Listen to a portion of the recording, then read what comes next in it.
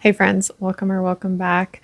My name is Kim. This is Kim Reads and Reviews. And if this is the first video you have seen by me or are watching from me, this is a weekly reading chat. At this point, really, it's a bi-weekly reading chat. However, I do these videos to go over kind of the books I'm in the middle of, just kind of yap about the books that maybe I'm in the middle of or that I have finished this week, and just generally anything else to do with the reading that I'm in the middle of. So now, first and foremost, I have officially finished my May TBR, which is funny, mid-June. End of June now at this point. Basically, if you watched my last weekly reading chat, I talked about how I had some books from my May TBR that I was carrying over into June. Two of them being October in the Earth and Salt and Broom. And so those are checked off. We've been little task completionists over here. So October in the Earth, I recorded a book review video for that, and that will be posted soon. Really enjoyed it. Can't wait for you guys to watch the video where I talk about the book. I think, I really, really enjoyed it quite a bit. So looking forward to sharing my thoughts on that and the writing within it. And I'll be reading more from Olivia Hawker too.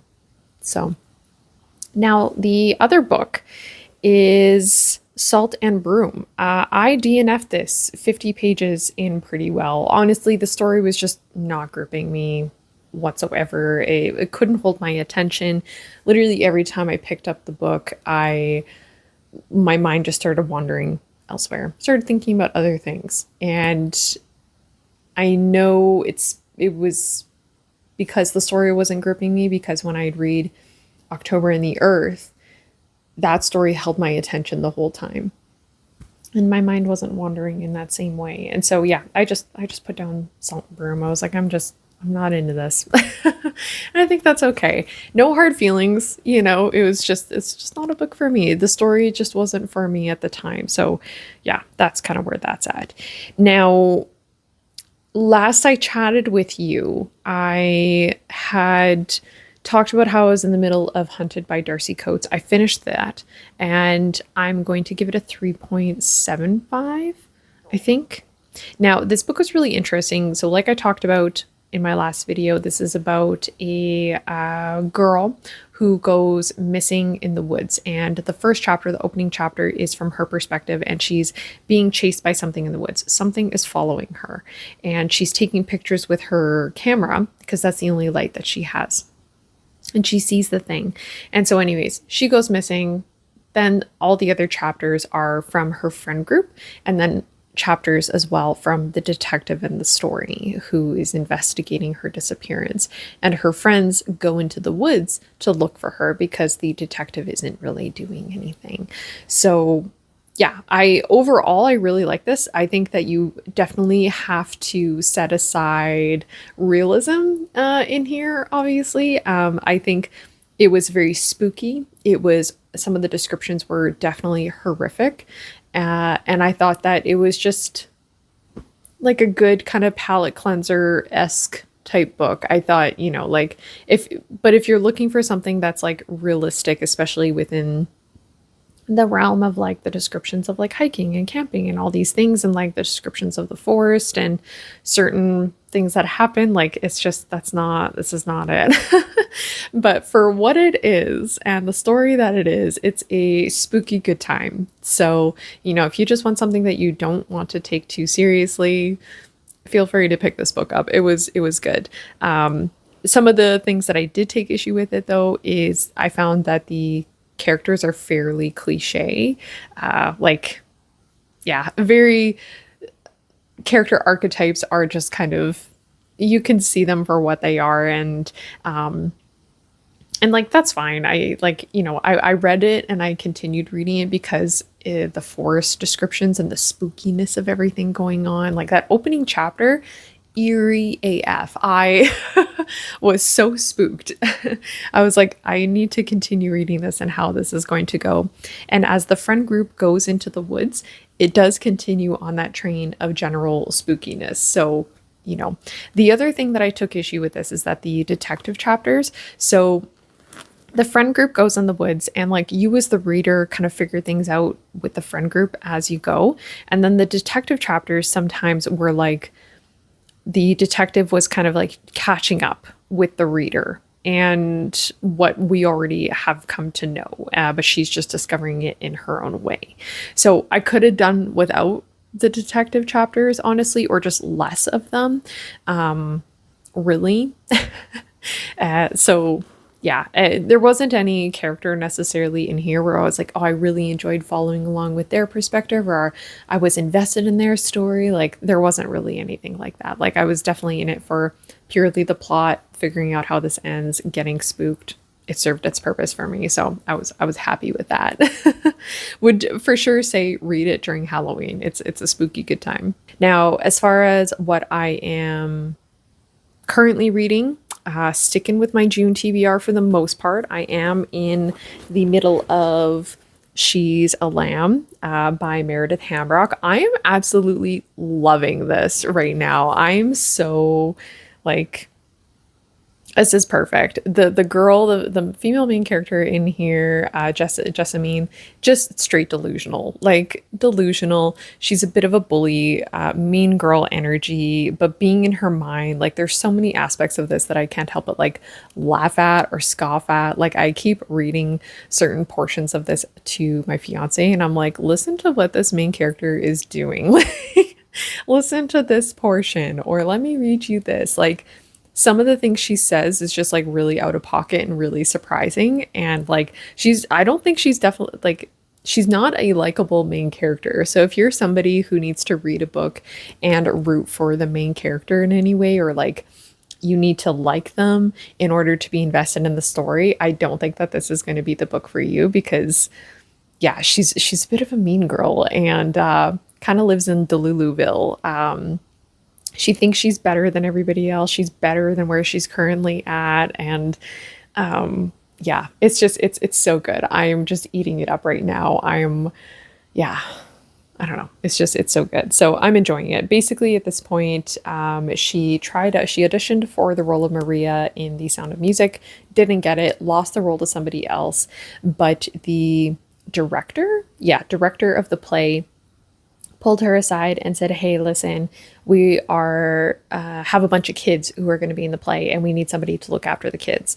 But before she goes to this conversation, she thinks in her mind that the director has changed their mind about giving the role to somebody else and they want to give it to her instead.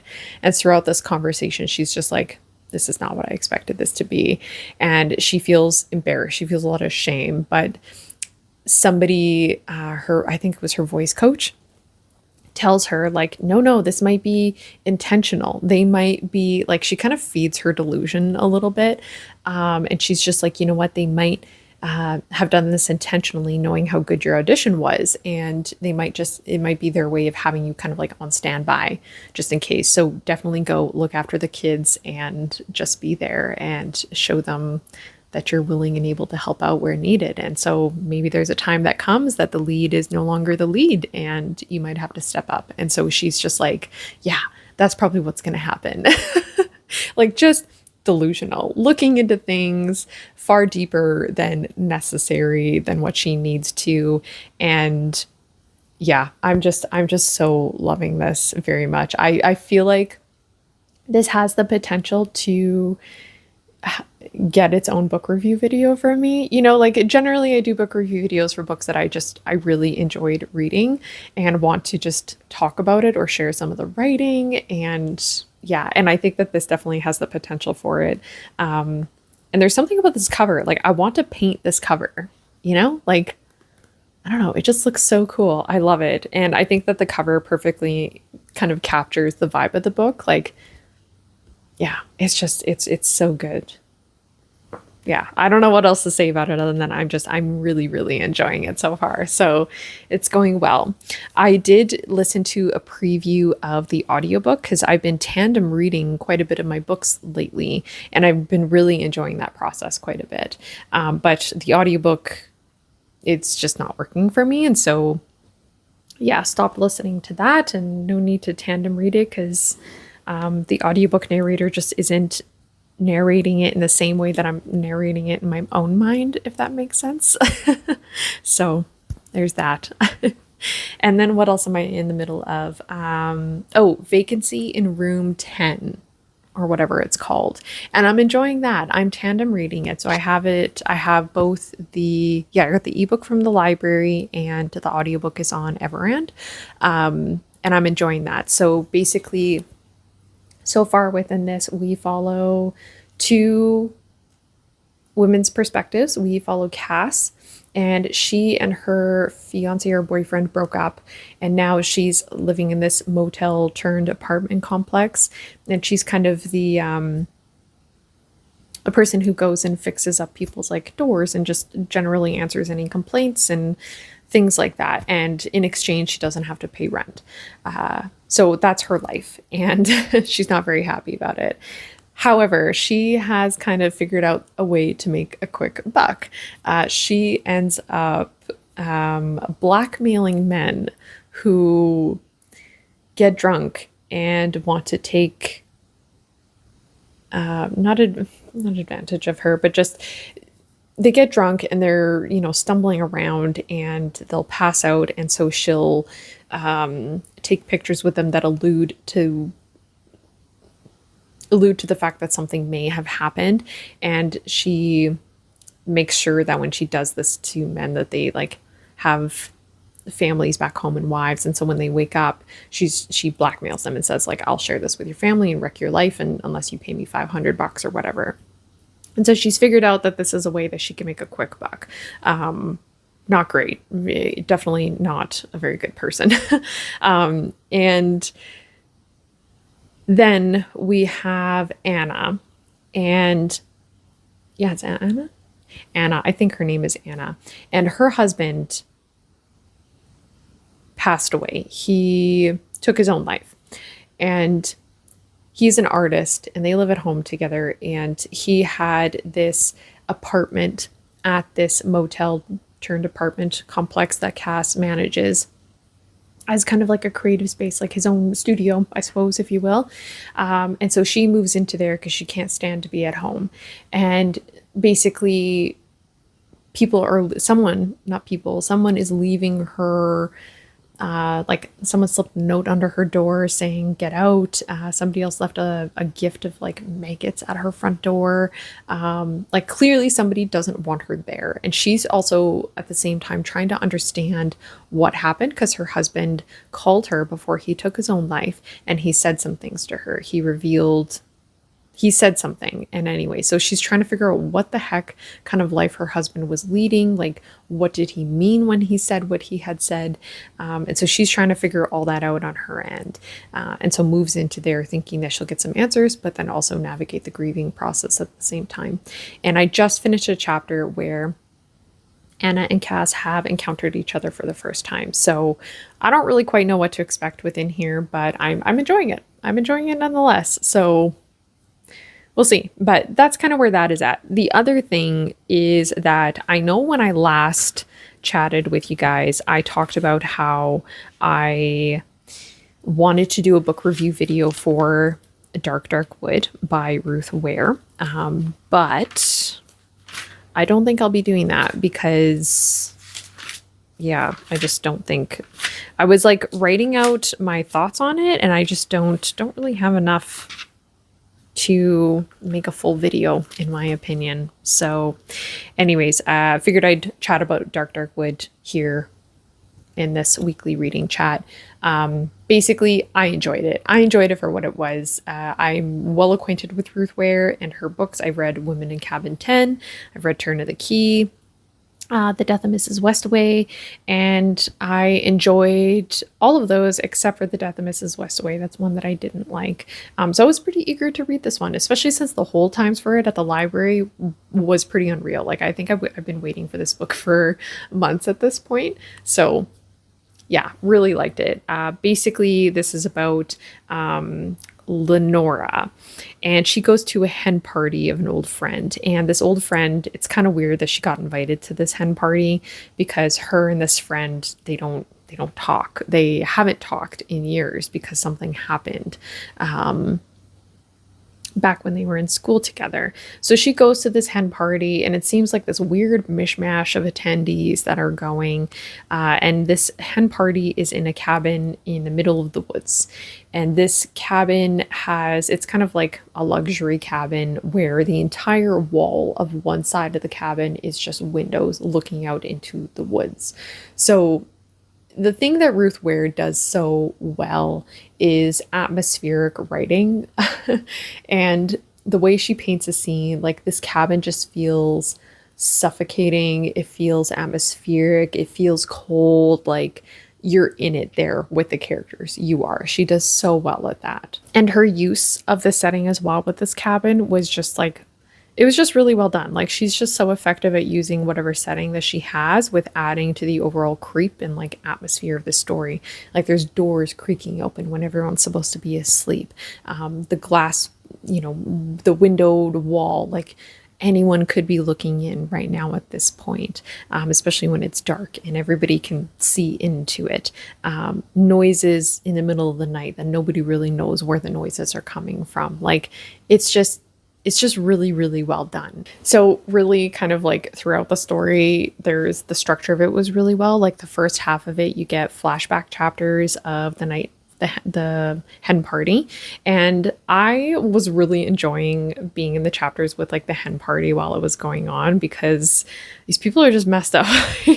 There's some crazy things going on, and some of these characters are very interesting, and I really enjoyed those chapters. And then the second half of the book is like present day when she wakes up in a hospital and someone has died. Enjoyed being at the hen party more than I enjoyed the present day chapters. So I did feel like the pacing kind of hit a wall for me, and like my investment in the story kind of hit a wall a little bit. But enjoyed it nonetheless. I found that the twist itself of what happened was okay. Like I couldn't predict it, but I thought it went fine. Like it wasn't anything totally shocking or like surprising necessarily, but I did find that the use of the setting, and we go back to the setting where the hen party was to make the reveal, was just so creepy. My heart was pounding at certain points within this. I thought it was really, really well done. There were certain aspects of this that I thought was kind of like a little silly. Like our main character, she's kind of like hanging on to something from years ago, and it's kind of like teased and alluded to throughout the story. And so I know some people really don't like that when something is just alluded to and hinted at for most of the book, and that's kind of what happens in here. My my main qualm within this really is that the main character we're following along with, she literally could have been anyone. There wasn't really much dimension to her character or depth. Like she literally could have been anybody. And I found that there were some side characters in the story that had more depth and dimension and just like complexity than our main character did. And I was enjoying kind of when certain side characters were written into the chapter, because I was like, I just enjoyed their character. But overall, it wasn't bad. I would recommend it for sure. It was fine. It wasn't the best Ruth Ware. Like I definitely enjoyed Turn of the Key. That's, I think, my favorite Ruth Ware book that I've read so far. And then the second one would be The Woman in Cabin 10, second most. And then this one would be third. And then the last would be the death of Mrs. Westaway. So yeah. Okay. Now I think that that's all the reading updates for this week. There's going to be some changes to my June TBR from what I chatted about in my last video, because a lot of the books, a couple of the books anyways, like my library's emailing me about She's a Lamb, The Original Daughter, and Home of the American Circus. I have to return them, and other people are waiting. And this one I'm getting through pretty quickly. Generally, I'm not rushing the reading experience, but just the way that it's written, I'm in it. And so I don't know that I'll get to the other two, and I don't want to get fined from my library. So I'm going to return them. However, my library has notified me of some other books available. So I'll probably talk about that in the next weekly reading chat that I do. So anyways, thanks so much for watching. I hope your week of reading is going really well, and I'll see you in the next video.